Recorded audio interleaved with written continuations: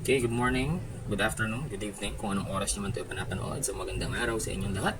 Today I'm going to demonstrate the trigger animations slower para mas masundan nyo pa.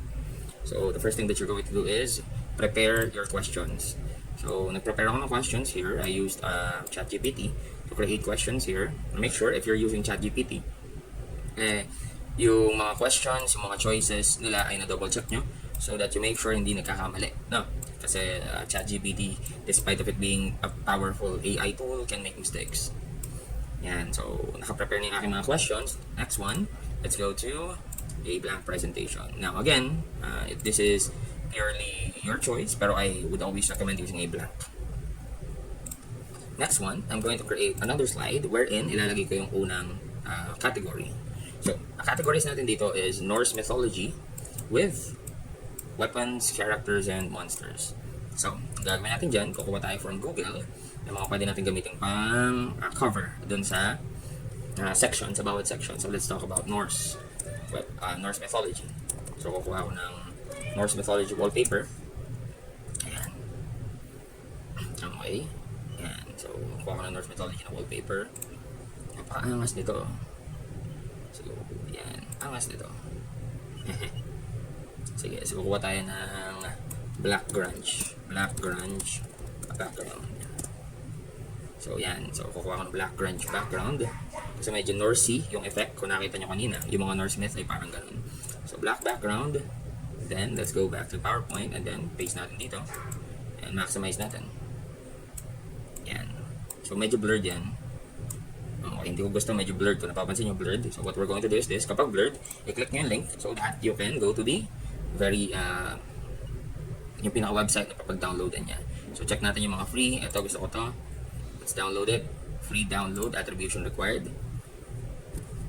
Okay, so Vecteezy is one of the free download websites na pwede nating puntahan if you're looking for high definition or high quality images. Yan. Some of them, meron silang mga watermark. Pero ito, katulad ng FreePic, wala silang watermark. So, ang magiging file niyan would be naka-zip. If you wanna unzip that, mag-download kayo ng WinRAR license. So, WinRAR. So, ang gagawin ko lang, kukunin ko itong generated, ita-drag ko ito dito para magamit na natin yan. Yan. So, may mga nagtatanong, paano ko daw po nilalagyan itong mga grids. So, punta lang kayo sa view. Ito yung checklist ng mga yan. So, kung gusto niyo silang pantayin, pwedeng grid line para limit yung grids, pwedeng guides para yung nakaganyan natin, and ruler para magpantay. Okay, so, weapons. Kuha ako dito sa let's go to sbgrepo.com. Now, dito sa website na to, nagda-download ako ng iba-ibang mga icons. So, kunwari, weapon. Pag nag-download yan ng icons dito, ganyan siya. So, let us download yung medyo close sa Norse myth. Let's download ito. Click nyo na yung download. Tapos makukuha nyo na siya as SVG file. SVG file, yun ay parang PNG. Ibig sabihin, wala siyang background. Ang kaibahan nito, pwede nyo baguhin yung kanyang color. Ayan. So, let's type weapons. Norse weaponry. Ayan. So, Norse weaponry. Kulay puti. Ayan. It should be big enough at least para mabasa kapag ginawa natin para pag ginawa natin siyang cover sa ating menu ng trigger animation. So, there. Maging mapili tayo sa mga font. Dapat medyo bumabagay at maayos. Pwede nyo panoorin yung sinend kong clip para matutunan nyo kung paano yung ibang designs. Now, next one, kuha tayo ng bagong slide, duplicate slide, Norse weapons to. Let's have yung characters. Norse, medyo close sa Viking, so Viking.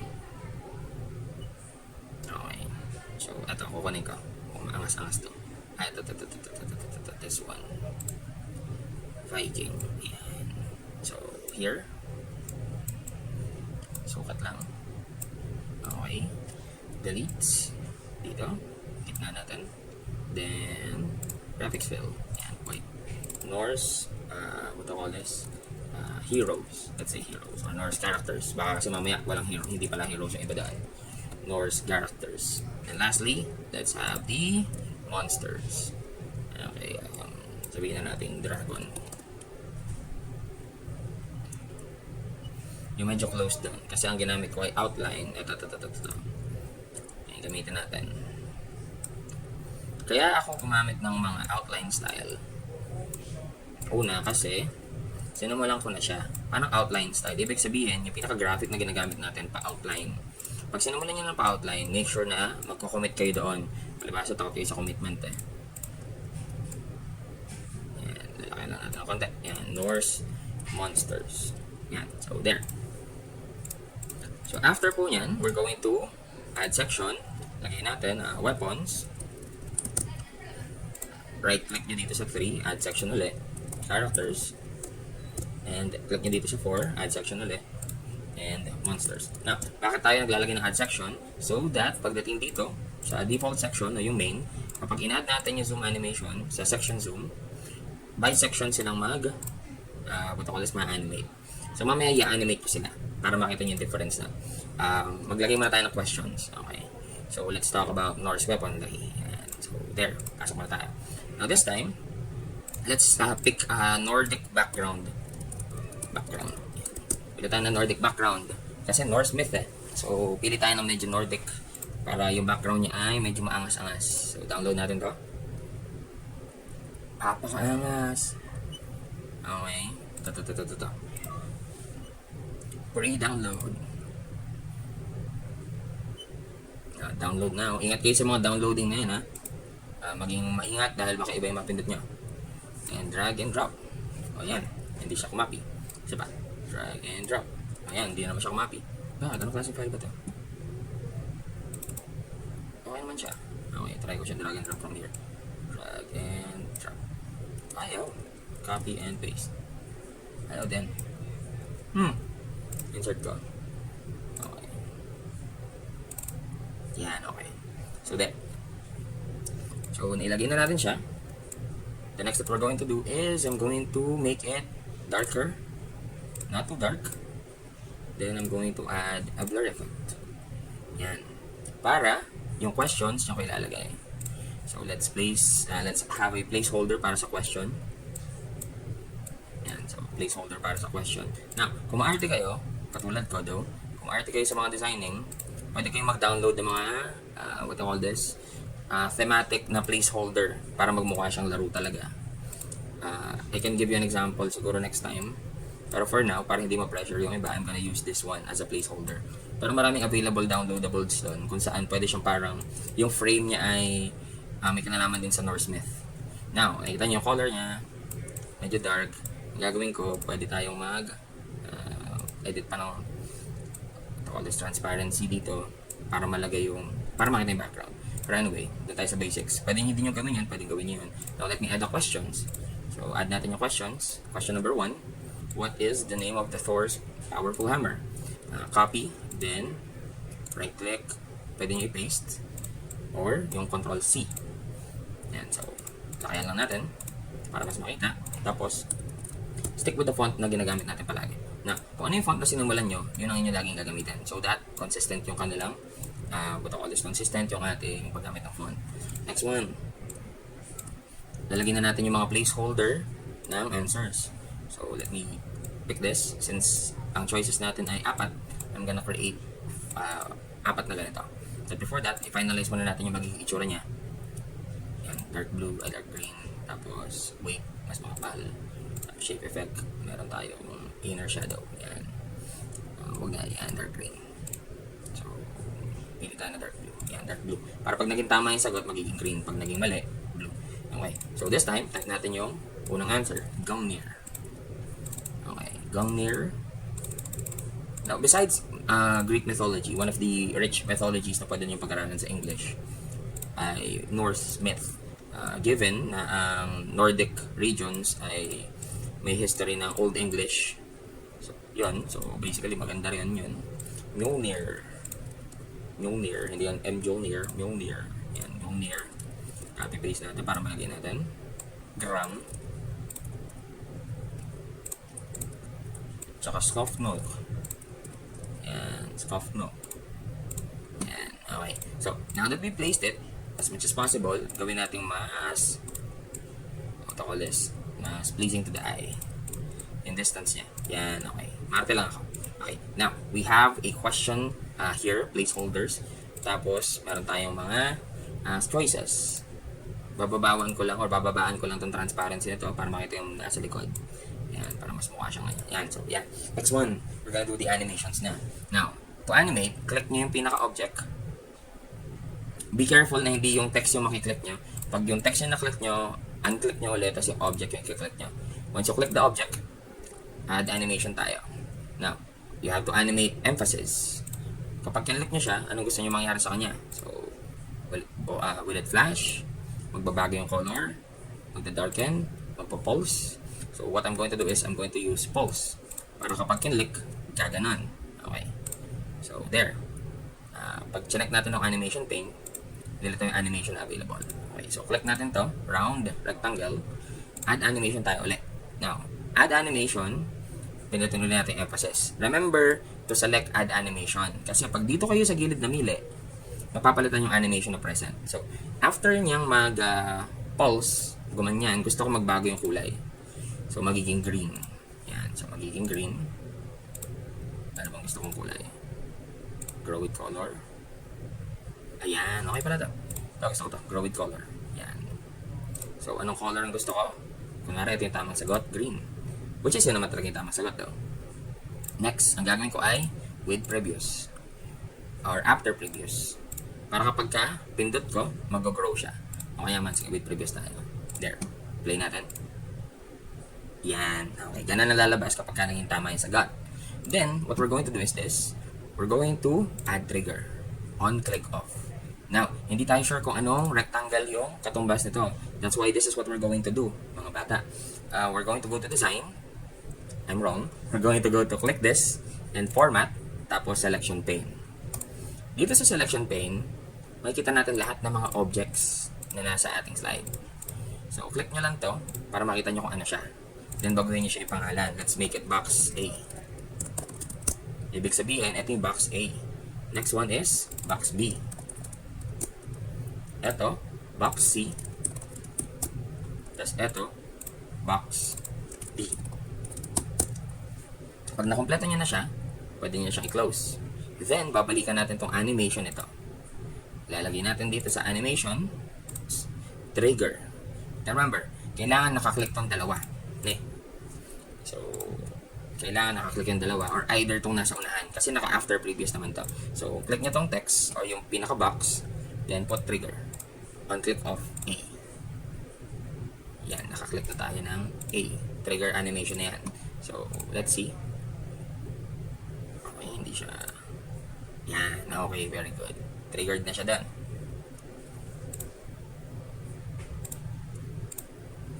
Okay. Okay. Yan, okay. Naka-trigger box na siya. Kailangan maging ganito yung itsura ng trigger animation. Yan. So, kapag hindi siya gumagana, dito, from here, i-click nyo yung pinaka-animation here. Trigger nyo siya ng kung saan nyo siya gusto ma-trigger. Then, ibaba nyo lang to. Kasi kailangan magkasama sila doon. So that, pag kinlik nyo, sa kanya siya gagalaw.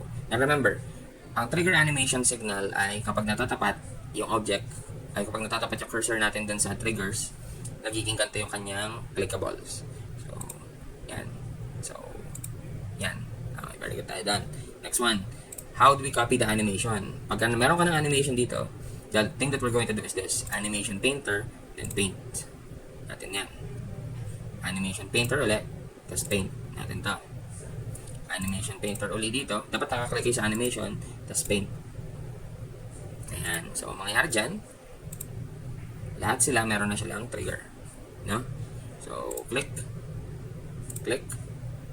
Yan, click. Yan, click.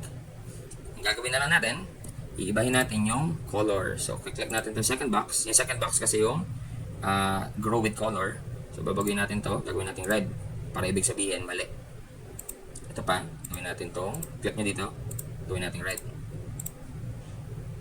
Ito din. Click natin dito. Gawin natin red. Ayan. So, we're done with that. Ibig sabihin, okay na yan. See? Ayan. Okay. Kung naiinip kayo dyan, you can select all of them, tapos bawasan nyo yung duration. Pag binawasan nyo yung duration, mas mabilis yung animation nila. So, pagka-click mo, lalaki ka agad. Yan. Okay tayo dyan? Okay. Next one, gagawa kayo ng duplicate slide para nandun na yung pinaka-format at nandun yung animation. Then, kukuha tayo ng bagong section, ng bagong question. Kakopy natin. Here's a tip. Kapag gumagawa kayo ng question, o kapag nagka-copy-paste kayo, the best thing to do is copy nyo muna sa pinaka-notes yung mga sinakopy nyo sa internet dito sa notepad ng laptop or computer para yung format ng pagkakopyahan nyo ay makuha niya. Now, nakita nyo, naglipat lang ako ng questions pero yung animation ko ayun pa rin. So, halimbawa, if ang tamang sagot, at hindi ako sure, hindi ko matandaan, if ang tamang sagot dito ay Daysniff, babaguhin mo tong color. Yung color ng animations mo dito, babaguhin mo siya, gagawin mo na siyang green. Tapos, yung kabilang mali, gagawin mo na rin siyang red. Para, yung kinopy mo dito from this slide, hindi makopya na ito yung correct answer. Pag na-next slide mo yan, ito na yung correct answer. Nagigets. So, ganun lang po siya. Now, there's another method dyan that you can do. Gawin natin dito sa pangatlo. Duplicate slide. Okay. I'm gonna copy-paste this. Gongnir. Ay, mali pala ako ng sagot dun sa una. Nalito ako. Ang tamang sagot dito sa una ay Mjolnir. Akala ko ang tinutukoy dito kanina ay si Odin. Dahil si Odin ay ang may hawak ng Gungnir. Si Thor ang may hawak ng Mjolnir. Naka-copy-paste ko lang siya. Click natin lahat ng box. Go home. Then click natin itong uppercase lahat para lahat sila ay uppercase. Then, kung tatandaan nyo, ang correct answer dito sa animation natin na to ay ang nakalagay ay ito yung second. If meron kayong sounds, hindi yun makakopy ng what do you call this? Hindi siya makakopy if mag-change lang kayo ng color. You have to actually copy it. So, Animation Painter, tapos kiklik mo yung tamang sagot. Tapos, hindi parehas silang tama. Kasi parehas silang color green. I-Animation Painter mo to, yung red na mali, tapos i-click nyo to. Ayan. Para, yung animations ay makuha niya. Ang tawag natin doon ay Animation Painter. No? So, ayan. Kunin ko na yung charger ng laptop ko. Ayan.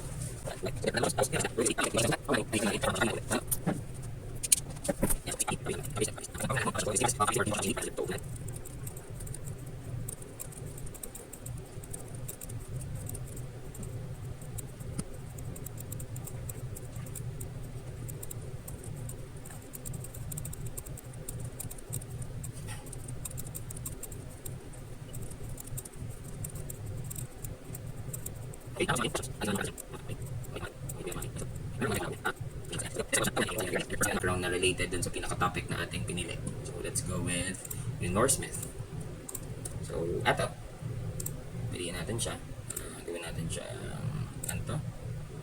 Tapos, high contrast. Yan. Artistic effect. Naka-blur naman yan. Okay. So, let's insert zoom animation. Katulad ng tinuro ko sa inyo last time. Pero this time, hindi tayo naka-slide zoom. Kasi pag slide zoom, lahat ng slides mapipili.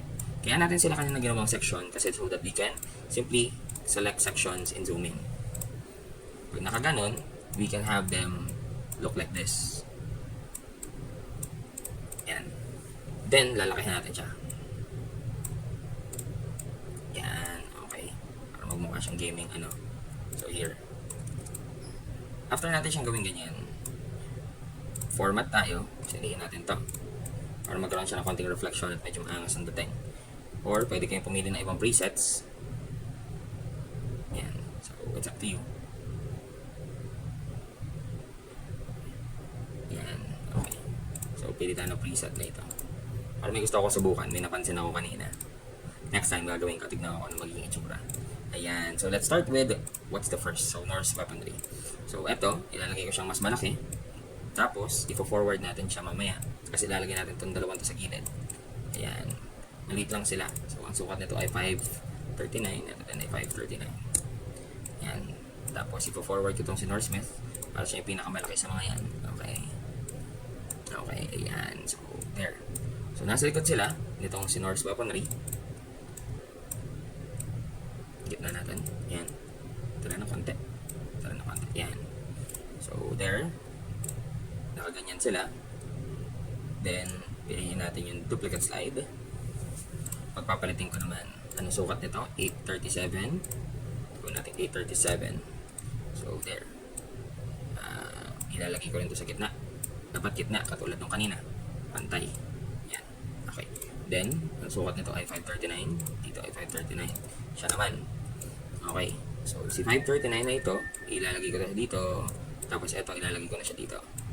Medyo kaparehas dapat ang distance ng kanina para hindi masyado magkalayo. Then, send back.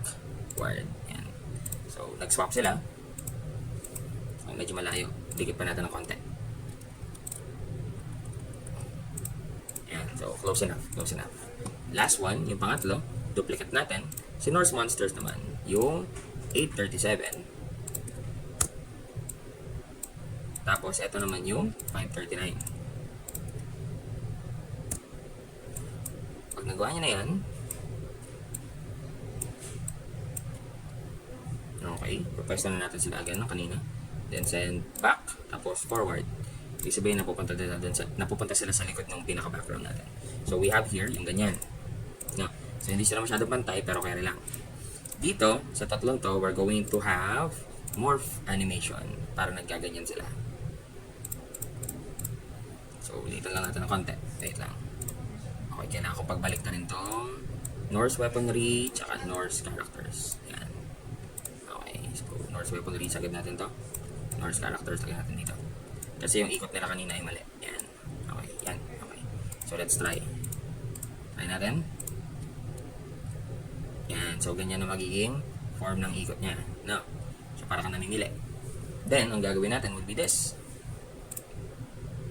Let's go to shapes. Pwedeng pag ganito. It's up to you kung anong gusto nyo gawin. Ako kasi normally itong ginagamit ko o kaya man ibang bagay. Then, we're going to have this greater than sign or yung left side. Greater than sign. Tapos, kaya natin, gawin natin Arial para maging matalim. Then, gagawin natin tong button. Gagawin natin siyang button dito sa side. Ito pa natin ang konti. Gagawin natin siyang button dito sa side. Yan. Mulutang na button dyan sa side. Ayun, mas maangas pala ito. Yan, button. Then, shadow. Tapos, lagyan din natin dito sa kabila. Okay. Ito naman, less than. Now, what's the purpose of that? Ang gagawin natin dyan is this. Insert, action, next slide. Ito naman, insert, action, previous slide. Well, since dahil walang previous slide to, ang gawin natin, action, slide number 3. Yan. Para kapag pinindot natin to, look. Yan, kapag pinindot natin to, pupunta siya din sa kabila. Kapag pinindot natin to, iikot siya din sa may Norse Monsters. Ang kailangan na natin gawin, yung ginawa natin buttons, lipat natin dito, at ilipat natin dito. Na, etong action nito, naka-slide 3. Kaya babaguhin natin siya, gagawin natin siyang previous slide. Itong action nito, gagawin nating next slide. Okay, okay. Here. Namali ako kanina kasi ang naklik ko yung pinaka-text. Dapat ang kikiklik nyo lagi yung pinaka-object na. So, yan, object ang akin na pindot. Yan, naka-slide 3 siya. Gagawin ko siyang previous. Ito naman, naka-next slide siya. Yes. Ayan, next slide. Tapos, dito, dapat etong si slide 3 ay previous din. Hopefully, nagme-make sense ako. Pag sinabi natin previous slide, ibig sabihin bumabalik siya dito. Para yung effect niya, para siyang namimili ka. Then, eto, since ang kasunod niya na ay yung pinaka-sections, ayaw mo mapunta siya sa section kasi tingnan mo mangyayari. Pag pinindot ko to, papupunta ako sa section and that's not what we want to happen. Ang gusto natin, kapag pinindot natin to, babalik tayo dito sa may characters. So, what we're going to do is, we're going to go to the action button, tapos, we're going to select the slide number 1 o yung pabalik sa Norse weaponry. Para, kapag pinindot natin siya, yan, bumabalik lang sila. So, hindi ako napupunta sa susunod na slide o sa questions. Mapupunta lang ako sa questions kapag pinindot ko na yung pinaka slide. See? Natatapusin ko na yung question na yan. Pag natapos na lahat ng question, babalik tayo dito sa main menu. Yan. Okay ba tayo? Now, if you want to make it more creative, yung mga questions, lagyan nyo na rin ng transitions. Let's have this transition as switch. Para magmukha siyang mga question card. Okay. Tignan natin. Okay. Punta tayo sa Norse characters. Norse weaponry yung una. Okay. Pag ganun pala. Okay. Norse weaponry yung una. Okay. Yan. Kada magpapalit ng question. See? Then babalik sa dati. Okay. Is that clear? Okay tayo done. So, afterwards, kung gusto nyo, lagyan nyo siya ng title. Pwede natin gawin ganito pa. Like, for example, here. Ito, this is completely necessary. Kung gusto nyo siyang gawin na ganito, ilalagay ko siya dito sa baba. Sa labas, sa baba. Tapos dito sa pinaka-main, ilalagay ko dito ay Norse Myth Quiz. Para meron kayong title ng quiz. Tapos, pili ako ng font. Ayan, pili ako ng font here. Ayan, pwede kayo mag-download ng maraming font. It's up to you. Okay. Pili natin ng... Okay, ito pipiliin ko. Norse Myth Quiz. Ay, simple na lang. Norse Myth Quiz. Let's have... Ito yung ginagawa nung iba sa inyo na nada-download na template, lalagay nyo lang press to start. Yan, press to start. Let's make it color blue. Then there, shape effects. Para magmukha siyang button at least. Gotham black. And okay. So we have here a press to start button. Lagyan nyo ng action. Hyperlink to next slide. Yung next slide lang din naman yung starting point, diba? So, there. Yan. So, let's try. Press to start. Ay, nag-hyperlink nag-hyperlink yung text. Yung hyperlink natin yung object. Kapag ina-hyperlink natin yung text, nagbabago kasi yung kulay ng text, kaya ang pangit tignan. Look, naka-hyperlink dito yung pinaka shape. Kapag naka-hyperlink yung text, hindi siya maganda tignan. So, let's try. Press to start. Yan. Napaka-angas. Okay. Kung napansin nyo, bumabalik tayo dito. Kasi yung trigger animations natin dito ay sa slide 1. Magawin natin. Balik natin sa slide number 2. Okay, slide number 2. Balik. Yan. So, babalik tayo sa slide number 2. Tapos eto.